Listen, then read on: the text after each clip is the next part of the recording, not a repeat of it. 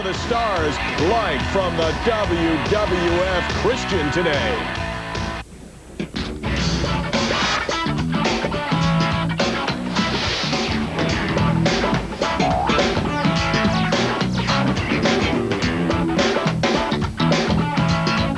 Off the Record with Michael Landsberg, brought to you by the Keg Steakhouse and Bar. Sometimes you got to describe the differences between the guests, and then sometimes, like today, you just take a look. You know who the wrestler is, you know who the artist is, and you know who the debater is.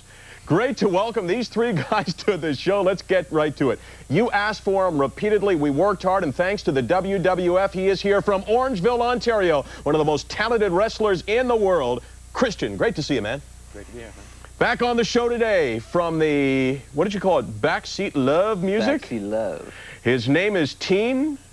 Unusual given name, but we'll accept it. And love is in the house, y'all. Lead singer from the group Spackle today on OTR. And he is the author of a book on living with disabilities, plus one of the best debaters in the world, public speaking semi-finalist. His name is Adam Nagler. Good to see you. I'm happy to be here. All right, today on the show, honest talk. Do we love the cheap shot more than the penalty shot? 267s are arrested. Should their coach give them the benefit of the doubt and then hope for reasonable doubt? Casey Martin, the PGA says the cart stops here. And the questions that you wanted answered from Christian. But first of all, we hit right at the heart of hockey in this country. The Colorado Avalanche will face the Detroit Red Wings in round number 2. Think of the great players in this series, Sakic and Forsberg, Ozolinsh, Yzerman, Fedorov, all of those guys. But the appeal of this series, I think, has little to do with those players' talents and more to do with the bad blood that exists between the two teams. Take a look at this video, and that's just from the past couple of years. Truth be known, I think that what we really love about the sport of hockey and playoff hockey is the bad blood that exists between these two teams, the cheap shots, and the knowledge that around any corner could be another beating like that. What do you guys think? Well, I mean, it's like the whole reason why we're tuning into hockey is to see guys check, man. It's like stick handling's fine in that, but I mean, look at if Gretzky didn't have his thug, Gretzky would be flat. You know what I'm saying? So the thing is, like, we got to have hitting, we got to have the you know, it just goes with the game. But the fact is, look at this whole, you know, Jaromir Jagr getting whacked out by the Devils all the time. You know, it's like, I mean, the guy's a pompous ass anyway. You know, he's got a big smirk on his face when they won. You know what I'm saying? It's like, I like the, I think it's makes for good hockey. You know what I mean? When two teams hate each other as much as the Red Wings and the Avalanche do. You know, it just makes it intense and makes for good hockey. You know, hard hitting. Absolutely. And fast pace. That's the kind of hockey I like to watch. Well, I wouldn't object if the Red Wings, or the Leafs for that matter, tied Jaromir Jagr down, whipped off his helmet, and cut off the back half of his hair. But I think when it gets too violent, when people are cross-checking each other, when they're fighting, when there's no care for the game, it really takes away. It's choppy, there's penalties all the time. What do you mean, no care for the game? That is the game. That is the whole point of the game. You know what I'm saying? It's like the whole point of the game is for guys to get in there and get the puck. And if they're on the puck, you got to get the other guy off of it to get it. That's part of the game. That's how it is. Don't you think? That's fine, but there's a difference between throwing a legal body check in the corner and cross-checking someone in the teeth. Not at all. It's all part of the game. It's all part of the game. That's why they have referees. That's why they have penalty boxes. I don't agree with you know, what Claude Lemieux did when he hit Chris Draper from behind. You know, that was wrong. You know what I mean? Don't come to a guy when his back's turned. If you want to hit the guy, hit him when he's facing, when it's clean. You know what I mean? That's right. But I mean, we're talking about playoff hockey. We're talking about playoff hockey here. It doesn't matter. You don't hit a guy from behind when it's facing the board. Absolutely. That's absolutely true. But you can't really control. You know, I'm all for physical hockey. You know, I like physical play. I like physical sports. Yeah. Obviously, that's what I do. You know what I mean? And but you don't hit a person from behind. That's wrong. But doesn't Tean make a good point that if you demand of your players that kind of intensity, if you demand that kind of attitude, which is pound them, beat them every chance you get, sometimes, you know, you do it from behind, but you don't necessarily, that's the price you pay for having that kind of attitude. It's fine to be intense and play intense hockey, you know, that's, I think, that, like I said, that makes for good playoff hockey, but you don't hit a person from behind. But honestly, I mean, if I was playing hockey against you, I'd like to play against you because you wouldn't hit me from behind. You know what I'm saying? But there are guys out there who would. You know what I mean? If I were playing hockey, I would hit you, and I would hit you hard, but I wouldn't hit you from behind. Yeah, I know, absolutely. Okay, let's listen to Claude Lemieux now. He was on our show. He sat in that chair, and I asked him, point blank, what our viewers wanted to ask him was, how can you play that style of dirty, cheap shot hockey? Here was his explanation. I wish I could go to the rink and play like Wayne Gretzky, and I wish I could just smile the whole night and have the puck and make those beautiful passes and score all those goals. But to be at my best, I got to be in playing the game in a certain way. And to be that way, I got to be focused, and I can't be loose, and I can't be relaxed all the time. I got to be in a certain way, and that might not be the most pleasant company to have around the dressing room.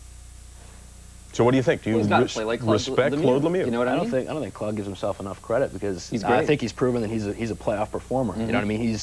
He's performed in the playoffs for many years. You know what I mean? But one of the things that he performs so well is hitting guys from behind and getting in their head. Yeah. And I mean, you can argue about the morality of hitting a guy from behind, right? But you can't argue the fact that when the opposition starts to worry about Claude Lemieux and paying him back, he's done his job.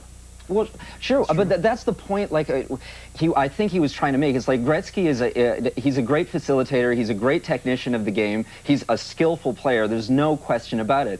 But he's not a hard hitter. He's not a guy who gets in there and whacks you down to get the puck. He's not that kind of a player. He's much more of a finesse player. Well, I think there's a couple of things. First of all, it's all about the children. I mean, what kind of example are we setting for the Canadian youth that see the goons being rewarded? I mean, why did we lose in the Olympics? The reason why the Canadian players are the best hockey players is because they're watching hockey like this. Who has the gold medal? The Czech Republic has the gold medal because they have Jaromir Jagr. That's not Claude playoff hockey. Lemieux-ization of hockey at the junior levels, where we're bringing out the best won goons. the gold medal because they have Jaromir Jagr. One guy won the and Dominic Hasek, those two guys. But we couldn't put the puck in the net. There was no skill. And it's only going to get worse unless we start doing something about it. Well, what do you do with a guy like Jaromir Jagr? The New Jersey Devils knew that they were facing Jagr with an injured groin last night, and here's what they did. Every opportunity they got, they gave him a shot, and they were actually going to the point where they were trying to stick the stick between his legs and twist his legs to re-injure his groin. Playoff hockey. All is fair in playoff hockey? Well, I think you're trying to get away with as much as you can. I mean, I think the referee is like sort of putting a blind eye to things to make things go smoothly and to have the game like really go fast-paced in that. But I mean, I do agree with Christian when he says you shouldn't check from behind, but guys do. You know, and what can you do? It's like you're trying to put down the issue is Jagr. You know he's got a sore groin, and you're going after that. You're trying to re-injure him. I think that's absolutely fine. If you do something that deserves to get penalized, then you get penalized. But, I mean, if you do everything legal to take away his healthy groin muscle, that's fine by me. But there's a difference between that and the cheap shots. And who went through to the next round? I don't really think they were trying to seriously injure him intentionally. I think they're just trying to wear him down. You know, they know he's injured, so hit him as often as you can, wear him down. I think that's probably what but they were trying to hit him in the groin. They were trying to twist him. They were trying to injure him. Yeah. Because that's the point. The point is to get rid of the big gun, and he is the team. You know what I mean? He is the big gun. So what are you going to do? You got to put him down somehow, any way. All right, on that note, we'll go to break, and we'll do so in a hurry because we got a lot to talk about. When Off the Record returns, giving two good young men the benefit of the doubt. It's good for the team, but is it good for their future? Tough love when OTR returns.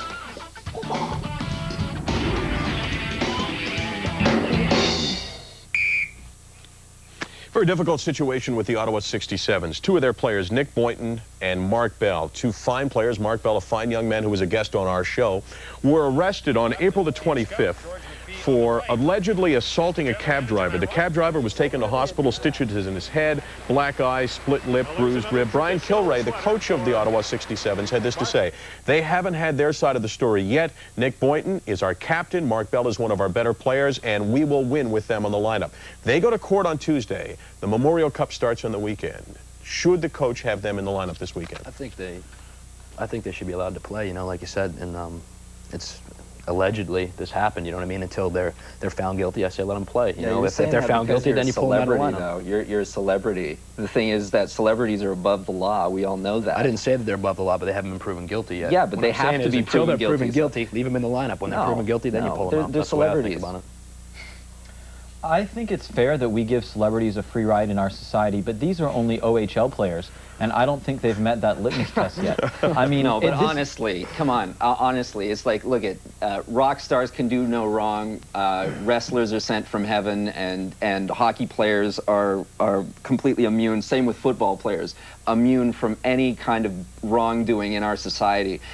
Look at when you're down in the ring or when you're down on the field or on the ice or when you're on stage, you're not in our society, you're in front of our society. You have to play by the rules when you're in society, and if these guys can't, they have to suffer the consequences. The consequences being not being able to play. That's how it goes. I agree. If they did it, they should be right, but penalized properly. But the thing is, they haven't been proven guilty yet. Until they are proven guilty, let them play. If they're proven guilty, then you pull them out of the lineup. Yeah, but is there, Mike? Is there a problem with like?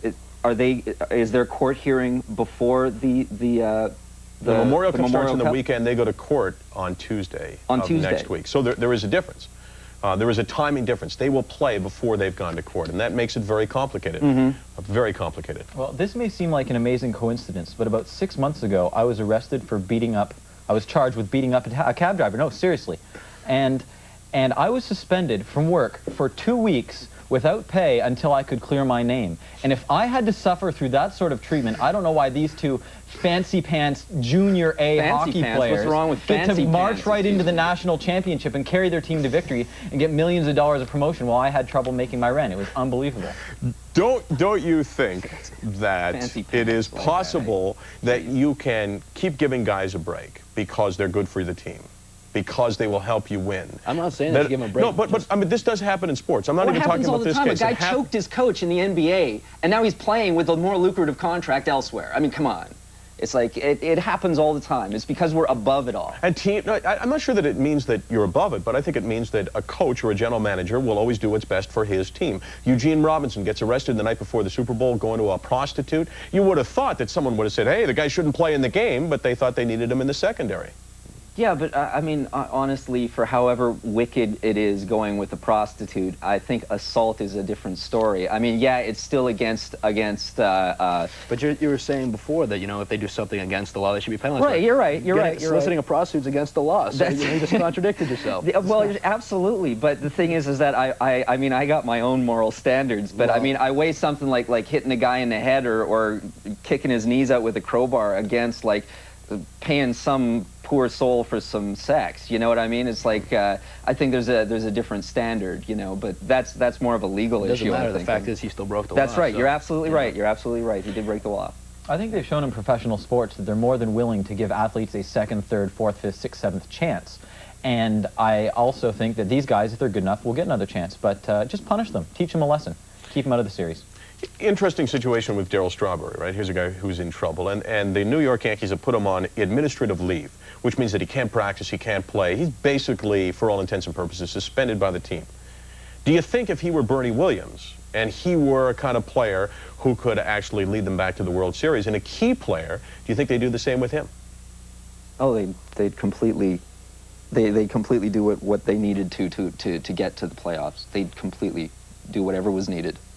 Well, they gave Steve Howe a seventh chance to try and get him to the World Series. But Bernie Williams hasn't been arrested 7 times. He hasn't beaten his wife. He has a clean track record. So I think even though Darryl Strawberry isn't the cog he once was, if he had the same track record, they give him the same suspension. And then they give him another chance. Well, on that note, it seems like we've said it all, and we haven't even got to the heart of the issue, which is this guy, Casey Martin. Don't get me started. Casey Martin, don't get you started? That's exactly what we'll do when we return.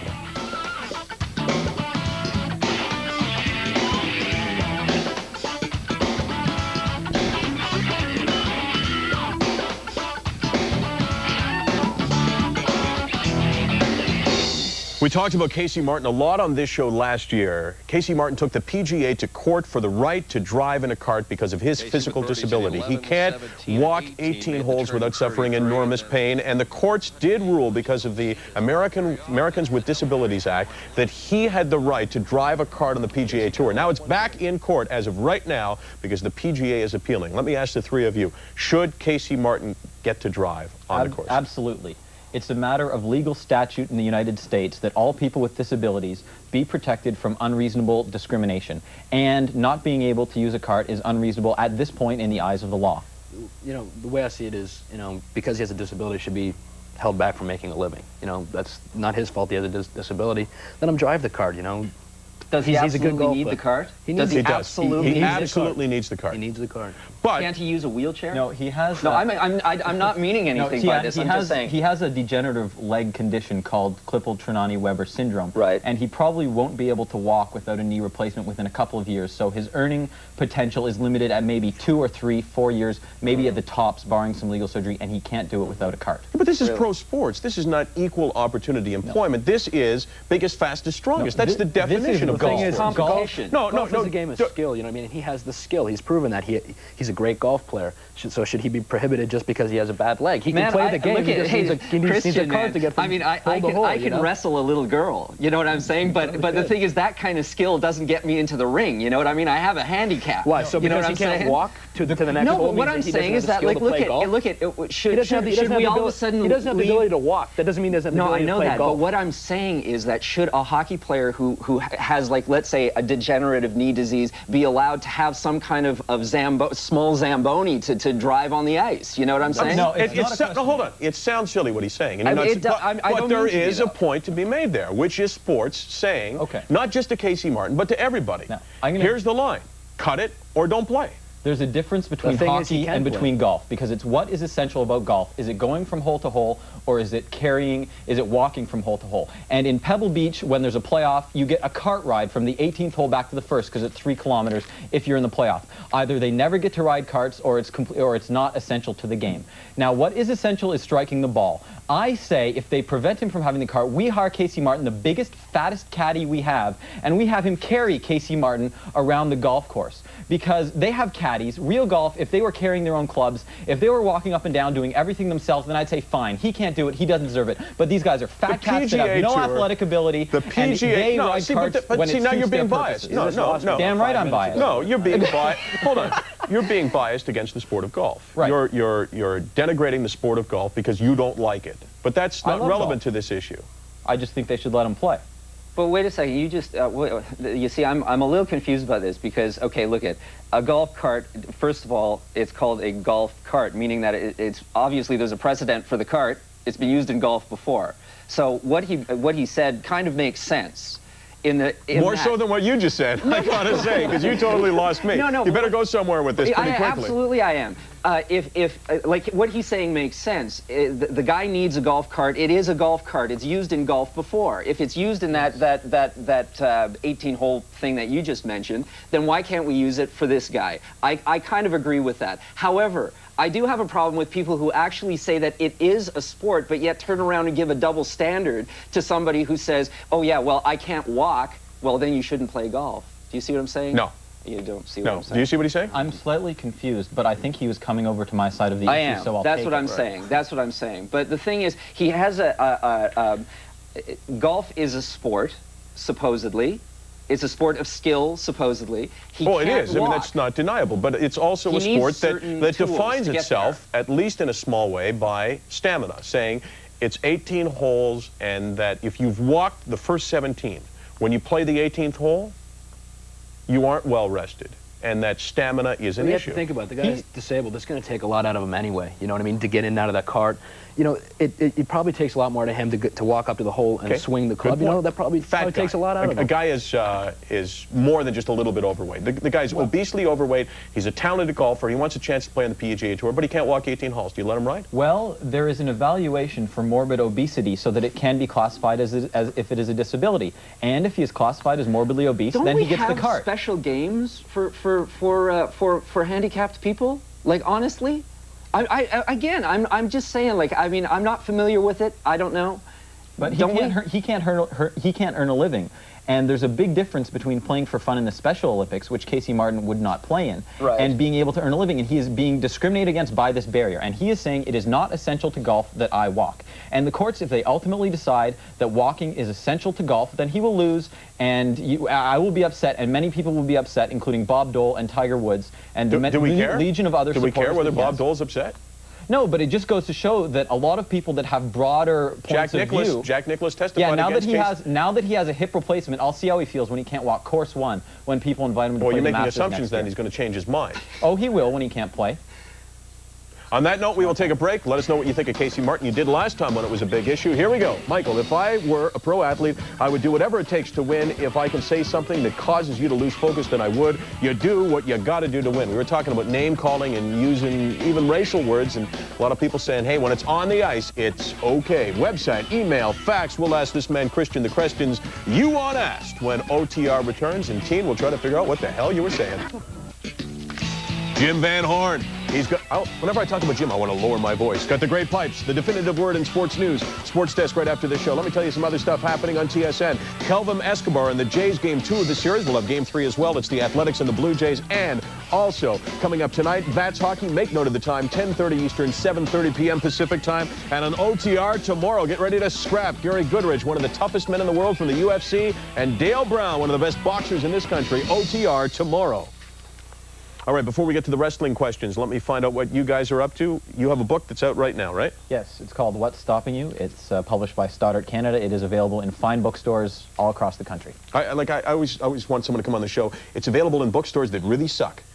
Tean, you have a CD out right now. I have an album called the Love Album that's in stores now. I've got a video coming out in June.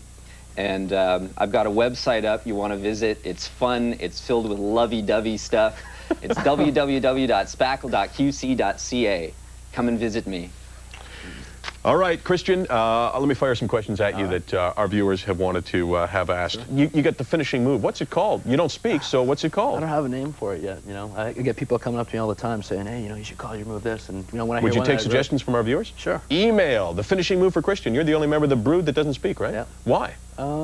Just kind Clearly of, you're capable of doing so. Yeah, I think a little air of mystery left there. You know, Edge broke his silence last week on the SmackDown show. And so, you know, just keep a little bit of mystery to it, and we'll see what happens. And a fascinating story, just a few seconds left in the show. You grew up in Orangeville. You grew up with Edge, right? Yep. So you guys would, like, pretend to be wrestling, talking about, like, the future, and here you are wrestling together in the WWF? Yeah, we said we were going to be a team and do the whole thing, and here we are. We've done it, so it's kind of cool. So. Okay, let me mention a few dates for the WWF. Okay. You guys are in Winnipeg on May the 27th, Hamilton Copps Coliseum on May the 28th, Montreal on the 29th. Tean, you're going to be there, right? I'm going to be there, man. I'm going to be there for sure. And you're in the Sky Dome on the 24th of July, and big happenings coming up for the WWF. Are you going to get to speak? I hope so. I'm not sure when, but I think down the line somewhere. And the question that everybody wants answered. If Gilbert could kick your ass, how about this guy Tean beside you? First of all, Gilbert could kick my ass. It was the whole job spread. Guys, thank you very much for joining us on Off the Record. We'll see you next time. Off the Record with Michael Landsberg is brought to you by the Keg Steakhouse and Bar. For great steaks, good friends, see you tonight. Michael Landsberg's clothing, courtesy for you. They both lost. Yeah, they did. I actually nodded off this time. That's okay.